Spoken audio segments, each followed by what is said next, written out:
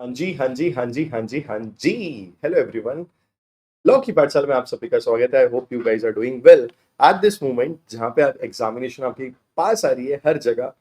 और बहुत सारे बच्चों को ऐसा लगता है कि सर अब कुछ इंपॉर्टेंट टॉपिक्स मिल जाए, हमारा तो अभी तक सिलेबस कंप्लीट नहीं हुआ। निकम्मो, क्या कर रहे थे अब तक, अभी तक तुम? कोई बात नहीं, जो बीत गया वो कल था, जो होगा वो लाजवाब होना चाहिए। एट दिस टाइम बहुत इंपॉर्टेंट हो जाते हैं दोस्तों। देखो, आप अकेले हो यहाँ पढ़ रहे हो, ठीक है, आप पढ़ाई कर रहे हो। अब आपके पास 4 सब्जेक्ट है, 1 2 3 4। उसमें से एक लॉ, एक थ्योरी सब्जेक्ट है। हो सकता है आप ऐसी कैटेगरी में फॉल कर रहे हो जिनका अभी तक 100% सिलेबस कंप्लीट नहीं हुआ है। बट सर 100% सिलेबस तो हुआ ही नहीं है कंप्लीट। इसी के साथ ही साथ आपने तो बोले थे कि 2 रिवीजन करने पड़ेंगे। आपने तो बोलते 2 रिवीजन करने पड़ेंगे। ठीक है, अब एट दिस मोमेंट आपको थोड़ा स्ट्रेटेजिकली चलना पड़ता है, और अब आपको 2 रिवीजन करने हैं और आप कर सकते हो, आई एम 100% श्योर, और आप कर लोगे।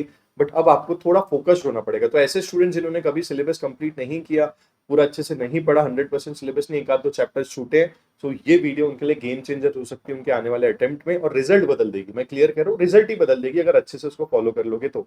जो बच्चे पूरा इन कवर कर रहे हैं बढ़िया से, अच्छा 100% कवरेज हो, तो ये वाले एरिया जिनके मैं अभी बात करने वाला हूँ, उनको वो डिटेल में, बहुत डिटेल में और अच्छे से फोकस कर सकते हैं। They will score 70+ also. चलो जी, चमत्कार को नमस्कार करते हैं। लास्ट मोमेंट तो एक एबीसी एनालिसिस बनाया बहुत ही अच्छा, जहां पे मैं पहले तो टॉपिक वाइज आपको बता भी दूंगा ए बी सी कैटेगरी, और उसके बाद कौन से टॉपिक से, कौन से चैप्टर के कौन से टॉपिक से सबसे ज्यादा ये लोग क्वेश्चंस पूछते हैं, ये भी बता दूंगा।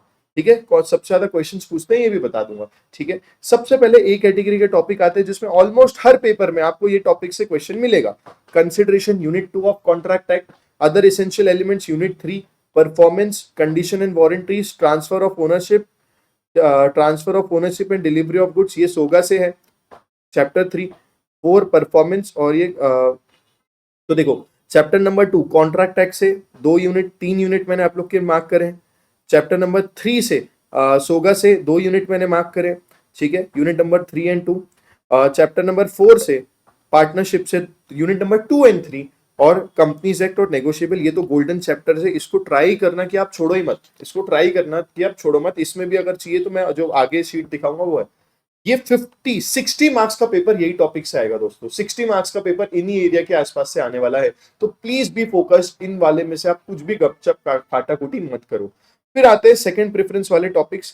बी बी कैटेगरी में मैंने चैप्टर नंबर 2 से आपको दिखेगा यूनिट नंबर 1 6 7 8, और चैप्टर नंबर 3 से, ये 2 ही हो गया सर, 9, और 3 से अनपेड सेलर, और फिर ये हो गया अपना 31 मार्क्स का। मतलब बचे हुए कॉन्ट्रैक्ट है के मेजर मेजर टॉपिक्स, ठीक है, और अनपेड सेलर, पार्टनरशिप का, सोगा का, और पार्टनरशिप का जनरल नेचर ऑफ पार्टनरशिप, ये 31 मार्क्स। मतलब बी कैटेगरी के टॉपिक ये ऑल्टरनेटिव आते हैं। ऑल्टरनेटिव मतलब सर कभी इसका क्वेश्चन आ गया, ठीक है, या फिर कभी इसका नहीं आया तो फिर इसका आ गया, इसका नहीं आया इसका आ गया, इसका नहीं आया इसका आ गया, ठीक है, और इसका नहीं आया। वैसे ही कभी जब इसका आएगा तो इसका नहीं आएगा। तो ऐसे ऑल्टरनेटिव इसमें से क्वेश्चंस दिखते हैं, तो ये सेकंड कैटेगरी में होना चाहिए।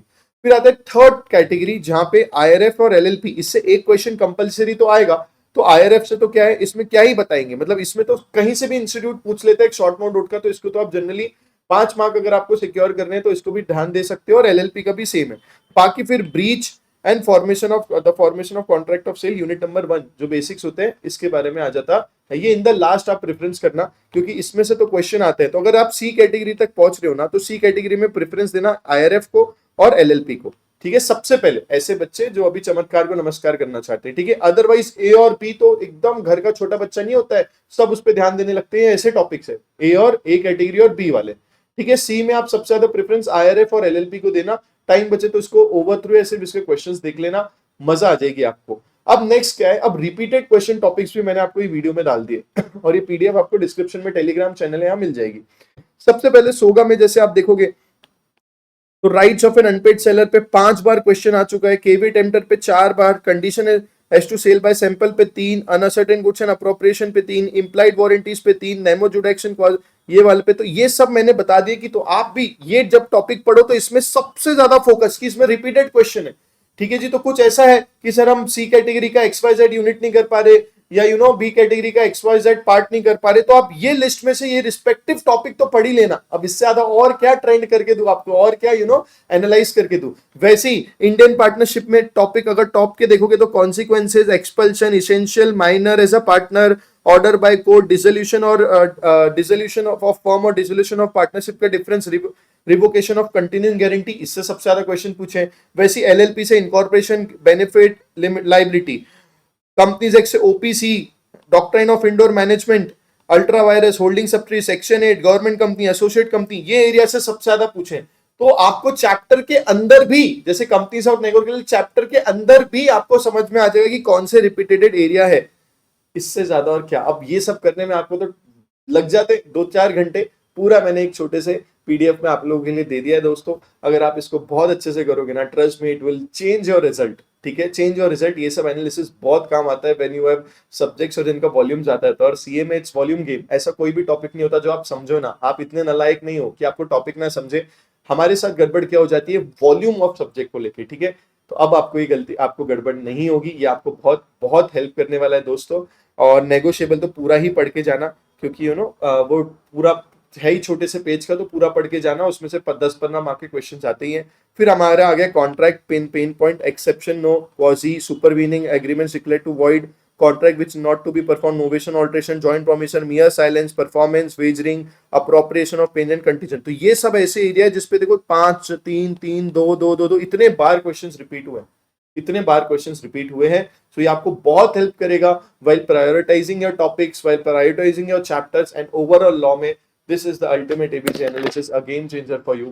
if you are, if you find it really helpful, motivate me by putting a comments, and you can tell me, sir, I will follow this, I will follow this, I will follow this, and that will really help you to increase your result। इसका पूरा PDF चाहिए आपको, description में मिल जाएगा। एक print निकाल के रख लो और पीडीएफ अपने मोबाइल पर रेफरेंस करके जब भी आप पढ़ो इसका बेस्ट यूटिलाइजेशन कर लेना। डिस्क्रिप्शन में एक लिंक है, आपको मिल जाएगा। भाई के चैनल पे नए हो, जहां पे आपको लॉ रिलेटेड बहुत स्पेसिफिक कंटेंट चाहिए, फॉलो कर लेना। ठीक है, चलो जी, सब्सक्राइब करके रखो, आते रहेगा बहुत कुछ जो आपके लिए बहुत इफेक्टिव हो। ऐसे नहीं कि बहुत आपका टाइम ले, बट ऐसी 5-6-7 मिनट में जो आपको आपके 7-8 घंटे बचा ले। सच बताओ, ये एनालिसिस आप खुद करने बैठते तो आपके 7 घंटे 8 घंटे लग जाते।